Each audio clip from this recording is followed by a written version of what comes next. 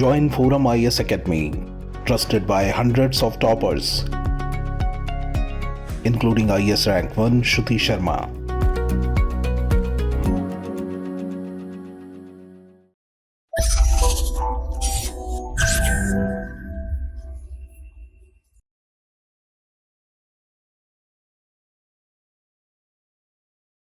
Hello friends, this is Vijay. Welcome to ForumIAS Hindu Daily. In our today's news discussion, we are going to see the topics in the slide. The first topic, all-in-one policy to spread insurance. It came in the front page, and this is all about the IRDAI's recent initiative. Then the second one, an ordinance, its constitutionality and scrutiny. So recently, the union government, they passed an ordinance with respect to the Delhi government. So the article have been discussing about it. Then the third one, economy that looks at the lower half of the pyramid. So this article it have been stating about the contemporary economic scenario prevailing in the world. Then the fourth one, old typhoon attacking infrastructure. So old typhoon is a term, it was given by US to the perpetrators in China. So recently the Chinese perpetrators, they did one cyber attack on the military infrastructure of US in the Guam Island.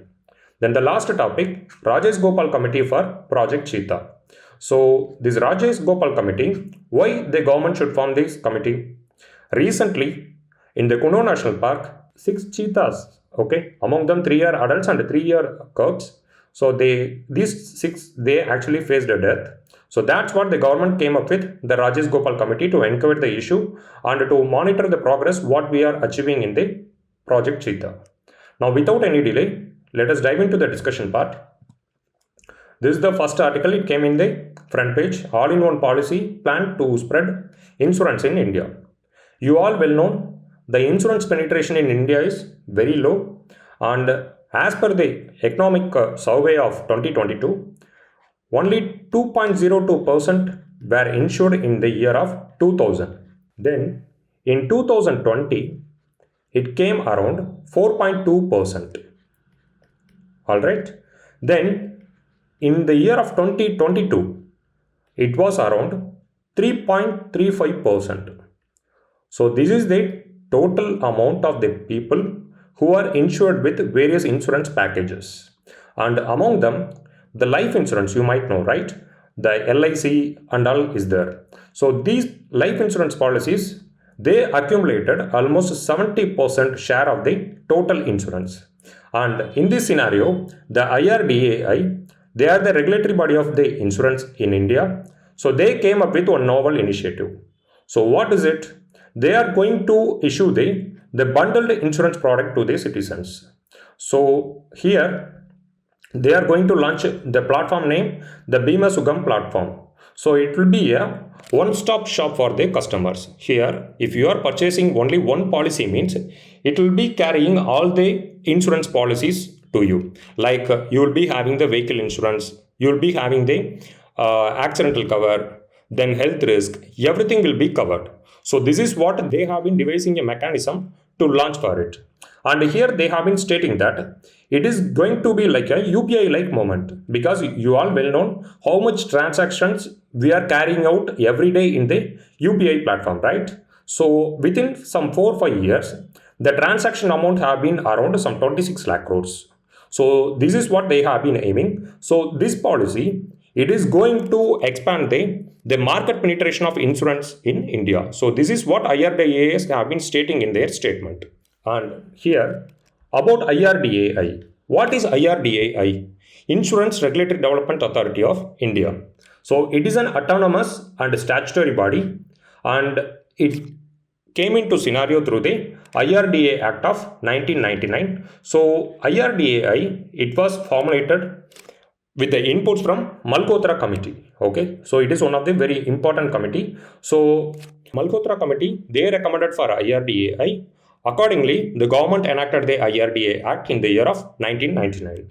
And it is the apex body that supervises and regulates the insurance sector in India. And what is the objective? To protect the interests of the policyholders and to regulate the market, and there is a huge need to promote and ensure the orderly growth of insurance industry in India, because we don't have enough penetration of insurance in India. And what is the composition of IRDAI? IRDAI, they are composed of 10 member body. So among them, the chairman will be there, 5 full-time members and 4 part-time members. So these all 10 members, they will be directly appointed by the central government. And here you should know IRDAI, it have been functioning under the Ministry of Finance.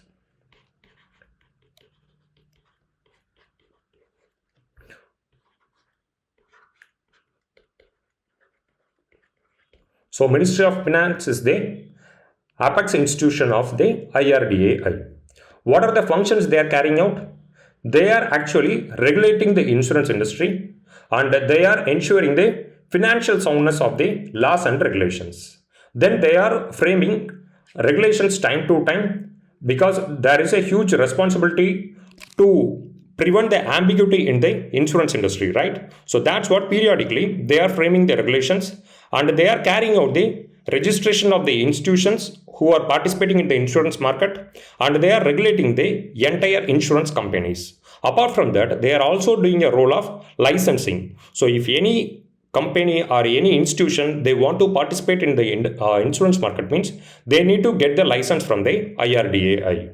And here, what are the challenges in India's insurance sector? As I already told you, the Economic Survey 2022, it clearly states the poor penetration of insurance in India, right? So this is what it had been given here. There is a low penetration and density.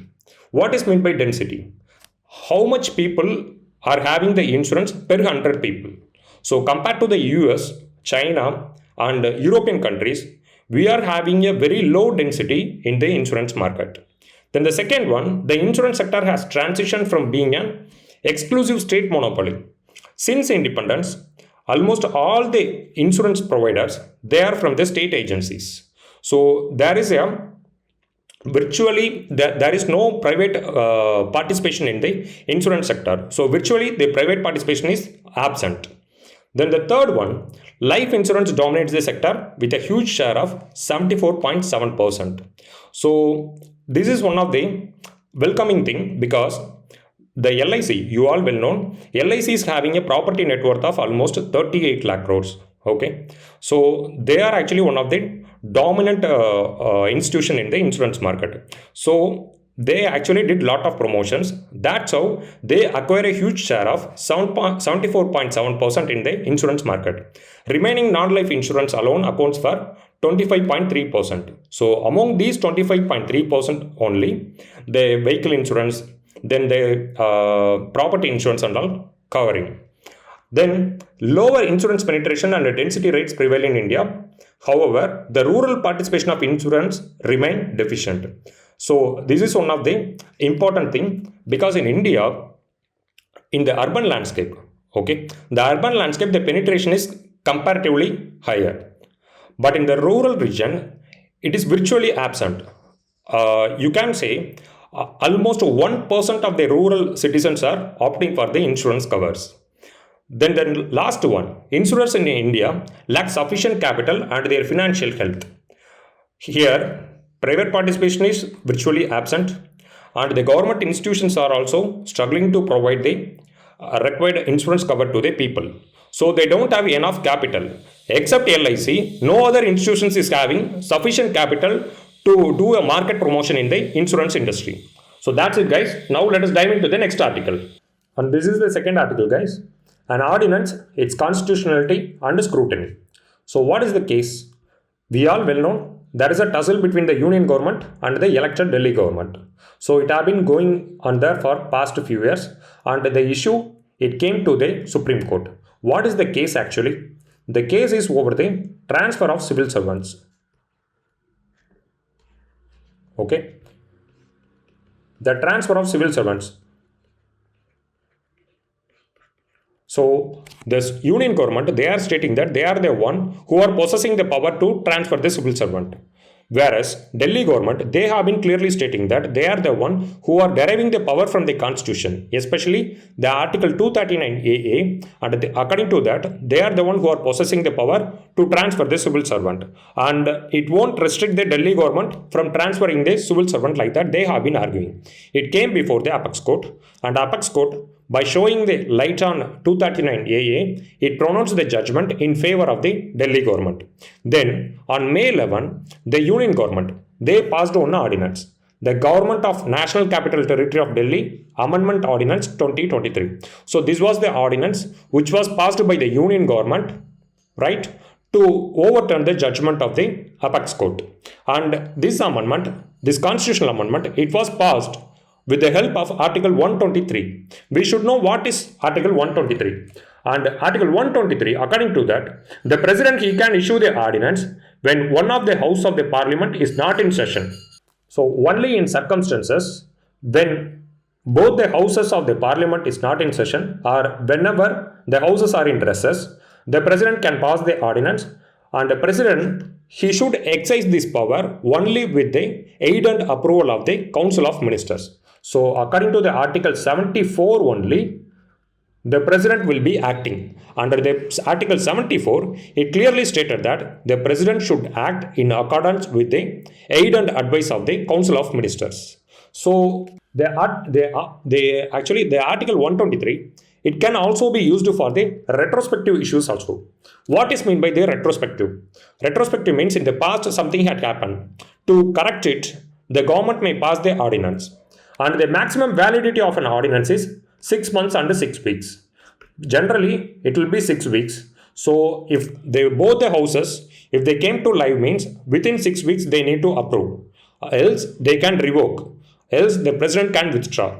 What is meant by 6 months? For every 6 months, all the houses, both the houses in the Parliament, they need to assemble, right? So that's what they had given 6 months. But generally, it is a 6-week time. So maximum validity of the ordinance will be 6 months and 6 weeks. And an ordinance will expire after 6 weeks once both the houses of the Parliament are in session. So if they didn't approve means automatically the ordinance will expire. The constitutional amendment cannot be made through the ordinance route. So this is what I already told you.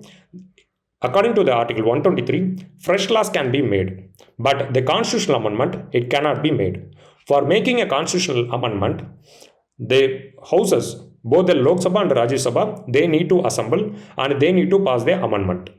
Under Article 123, there is no rule to make a constitutional amendment. But in the ordinance amendment rule, recent ordinance amendment rule, the government, they actually use the Article 123. So that's what the author have been mentioning, that if it is coming under the scan of Apex Court means it will be revoked. So this is the statement made by the author.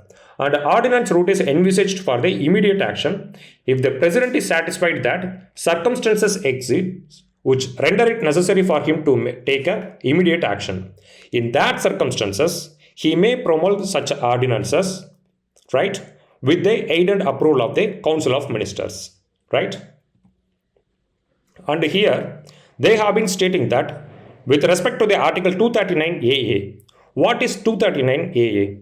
So, 239 AA, this is the provision, and according to that, the Delhi government is having all the powers with respect to the entries in the concurrent list and the state list, except there are certain few exceptions are there. So, the public order and the police, land, these stuffs and all will be governed by the central government.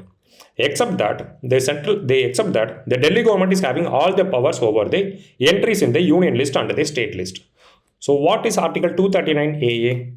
It states that the power of the Delhi elected government. Okay. Here, according to the Article 239 AA, the Constitution says that the Delhi government is having all the legislative and executive power over the entries in the state list and the concurrent list, except a few things like public order, police, and land.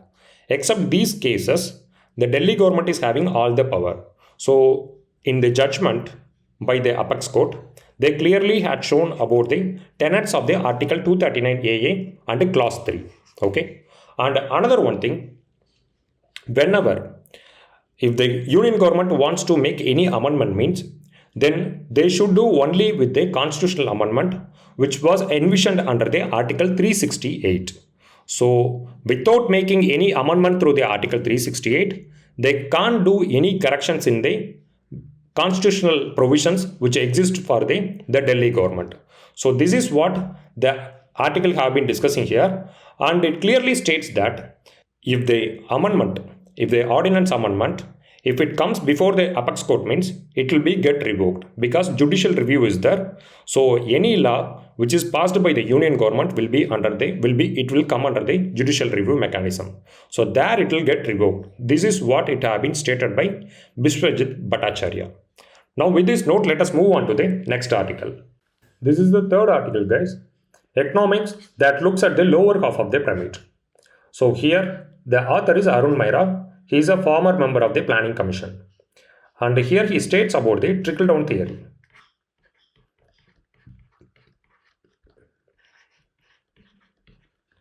What is trickle-down theory? According to the trickle-down theory, it is one of the popular capitalist theory. The elites will be benefited. Okay, the elites will be benefited. Then they will accumulate the wealth because of the favorable government policies. Then the wealth will be transferred to the lower strata. So he actually have been stating about this trickle-down theory in a general aspect, and with respect to India, he have been stating that the politicians, they are actually doing a communal polarization and a caste cleavages. But in India, according to him, the haves and have-nots, the economic disparity, it have been increasing. And he is stating that some forces in the international arena, like you all will know the Russian-Ukraine crisis and the trade war which is happening between the USA and China, these all things have been accelerating the economic disparity not only in India but also in the global aspect. And here he have been stating that the globe is dividing between only the haves and have-nots, and for that we need to look back at the history. After the economic depression, Great Depression, between 1929 to 1980, almost all the governments, either he may be a capitalist or he may be a socialist, almost all the governments, they followed some social sense of policy making in their functions. But after the 1980, once Ronald Reagan, he came to power, he states that the government is not the solution, it is the problem. Which means the government, it is not bound by any obligation to provide service to the people. So this is the statement which was made by the Ronald Reagan. And the author Arun Maira, he is clearly against that statement. Because according to him, the capitalist forces, they are the one who are enlarging the disparity which is prevailing between the haves and have-nots. And according to him, he states very clearly that subsidies for the poor became bad while incentives for the investors were good. This line alone have been acting as a disaster for the common people, and it is the one which paves the way for the rich to accumulate enormous wealth, like that he have been stating. Then in the conclusion part, he is stating about the work what the government is supposed to do. The government, rather than giving the domain to the private partners, it should take a forward call and it should move forward and it should provide the wellness to the common citizens. So this is what in the conclusion he have been saying, and he is also highlighting about the GDP, because we are measuring the growth in terms of GDP, right? But we are not seeing who is accumulating the wealth in the GDP growth. So in almost all the countries, 1% of the people have been owning some 70% of the wealth. So it is also shown by the Lancet report also.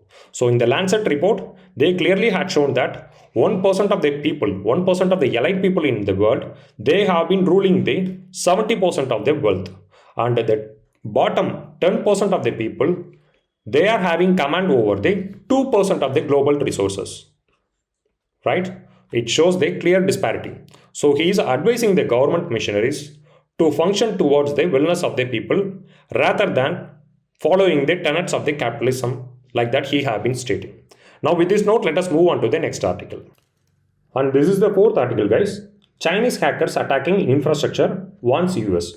What it exactly happened in the Guam Island, you all will know, the Guam is in Pacific Ocean. So in Guam Island, the United States is having a military base. Apart from that, the US is also having military base in Hawaii Island. Okay, so from these regions, the US is controlling its entire marine fleet in the Pacific Ocean, and it is also suppressing the Chinese expansion in the South China Sea. So it is very important for the United States. What exactly happened is, recently, a group from the China, they did a cyber attack on the critical infrastructure of the Guam Island. So in Guam, the air traffic systems and all have been keeping by the US Marine Fleet. So it was infected by the Chinese perpetrators. And Microsoft, they are terming it as a stealth attack, and they are also terming the group as a old typhoon. So you all will know, typhoon is the form of a tropical cyclone which usually formed in the South China Sea, right? So that's what the US and the Microsoft, they are terming the group as a old typhoon, because like cyclone, like the typhoon, it actually affected the infrastructure in the Guam Island. So that's what they actually named this group as a old typhoon. And this activity, what the cyber attack, this old typhoon did, it is having massive impact on the critical infrastructure in the mainland of US. This is what the US have been worrying. And now with respect to India, let us see what are the challenges we are having in the cyber security domain. What are the challenges related to cyber security in India? The first one, in the post LPG era, the electricity and the telecom sector, they are actually making heavy investments, but they are not allocating the resource for the cyber attack preparedness.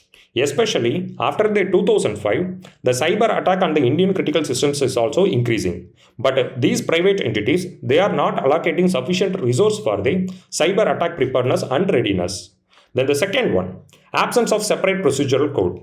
There is no standard protocol for the investigation of cyber or the computer related offenses in India. If you are approaching the state police means, they don't have any uniform standard protocol across all the states. So this is what it makes the investigation to prolong.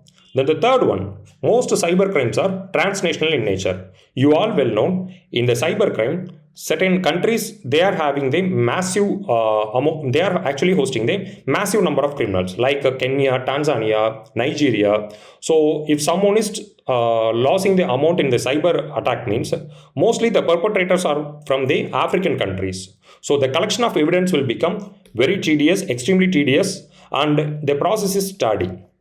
Then the fourth one, latest technologies like 5G and Internet of Things, they are actually expanding the scope of the internet applications, and it made the lot of sensitive details to available for the perpetrators.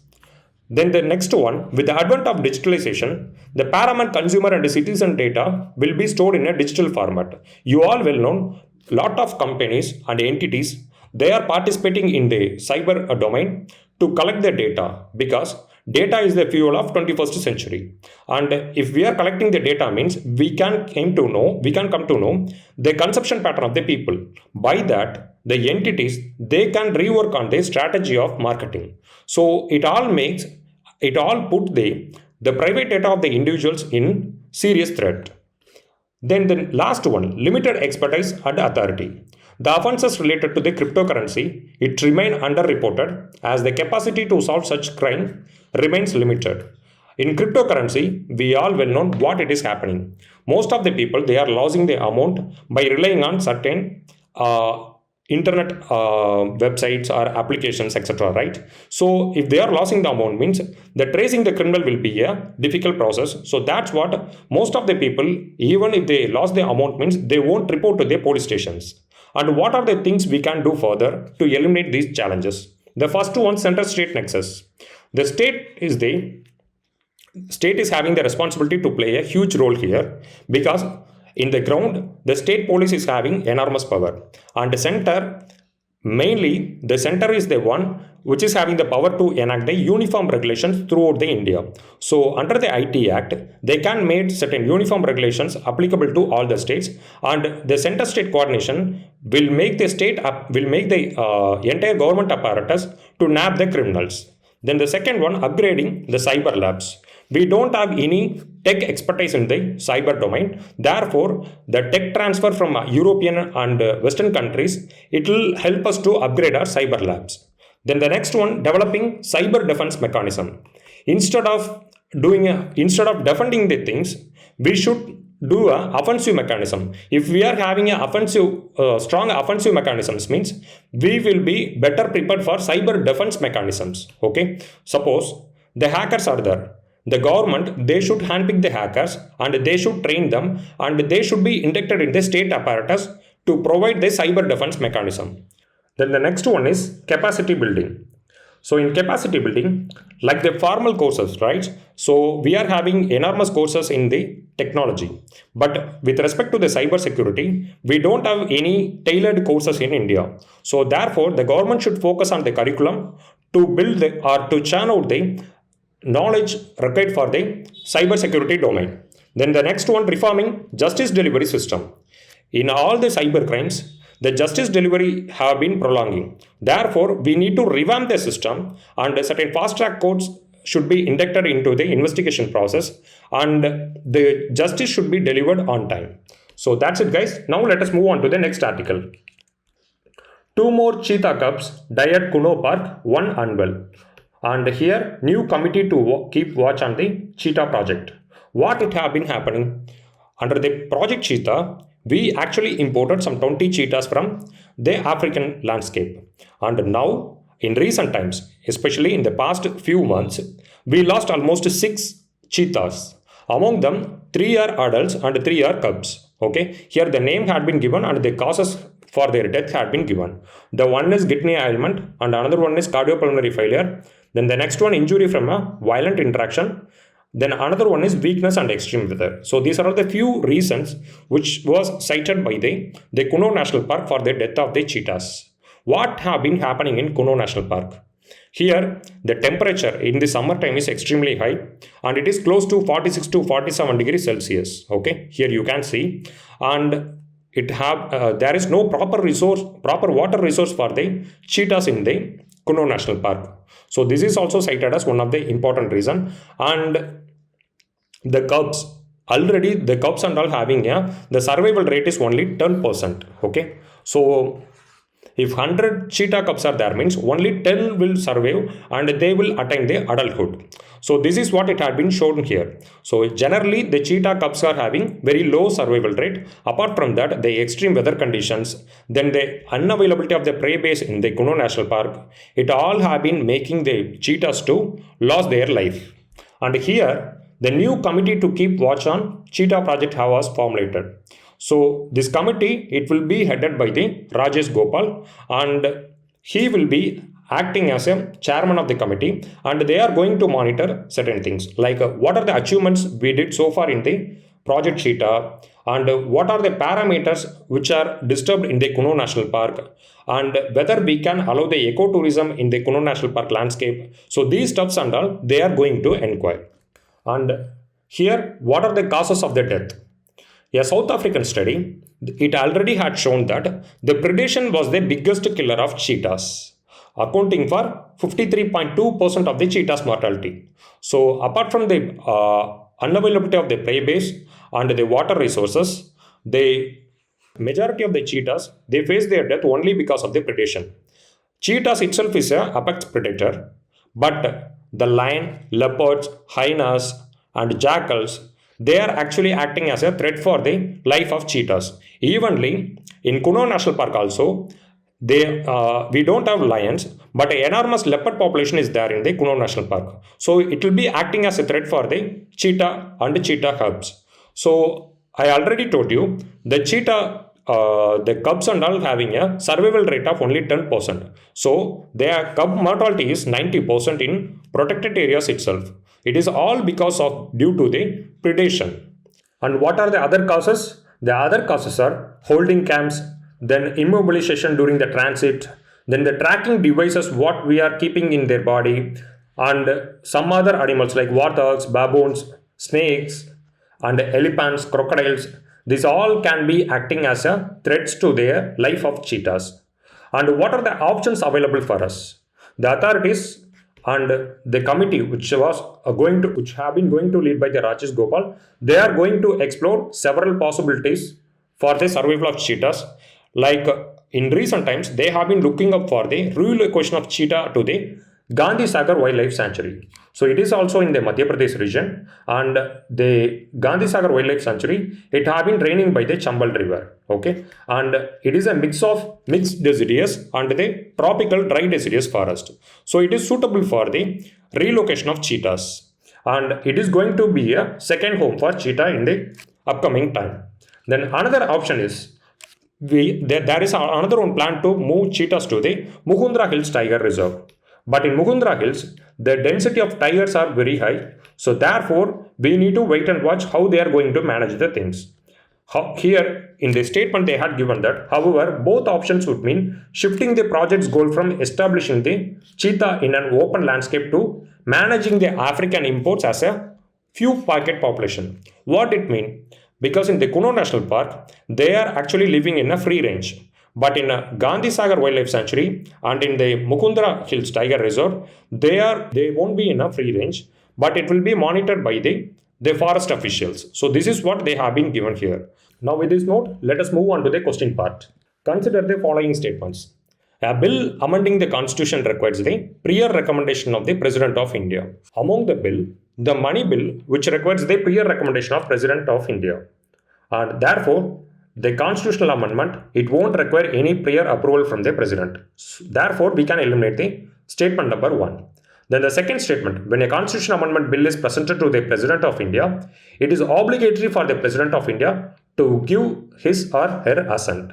So this is true, guys. Whenever the constitutional bill is presented to the President, he is supposed to give his assent. Because in enacting the constitutional amendment bill, the Parliament, like the Lok Sabha and the Rajya Sabha, they are having extraordinary power. So if they are passing the amendment, means it is the duty of the President to give the assent. Then the third statement, the constitutional amendment bill must be passed by both the Lok Sabha and the Rajya Sabha by a special majority, and there is no provision for joint sitting. This is also true. There is no joint sitting for constitutional amendment bill. Therefore, the second and third statements are right. Answer option B is the right one. Under the Indian Constitution, the concentration of wealth violates which of the following? The first one, right to equality. While enacting the Constitution, the right to property was in the right to equality, but it was lifted. So, statement option A is wrong. Then the second one, DPSP. In DPSP, the government is having obligation to prevent the concentration of wealth. Therefore, the option B is the right one. And the right to freedom and the concept of welfare are wrong statements. Then this is the third one. Which one of the following ancient towns is well known for its elaborate system of water harvesting and management by building a series of dams and channelizing water into connected reservoirs? The first one, Dholavira. Here we are having the sufficient evidences for the water harvesting and management techniques. Then the second one is Kalibangan. Here we found some evidence for the plows, right? Wooden plows were there. So it clearly shows that the Indus Valley people, they were doing agriculture and they were raising paddy, wheat and all. So the evidence of the plow, it have been clearly shown that. And Raki Garki and Roper also Indus Valley sites, and here we found the evidence of husk. So statement C, D and B are wrong. Answer option A is the right one for the question number 3. Apart from that, Dholavira is the only city which was having 3 divisions of the cities. Okay, in almost all the Indus Valley city, there was a bifurcation. But in Dholavira alone, the trifurcation system of division was found. So with this note, we are arriving at the end of the discussion, and let me catch you in another discussion tomorrow, guys. Thank you for your patience and give us the thumbs up. Bye.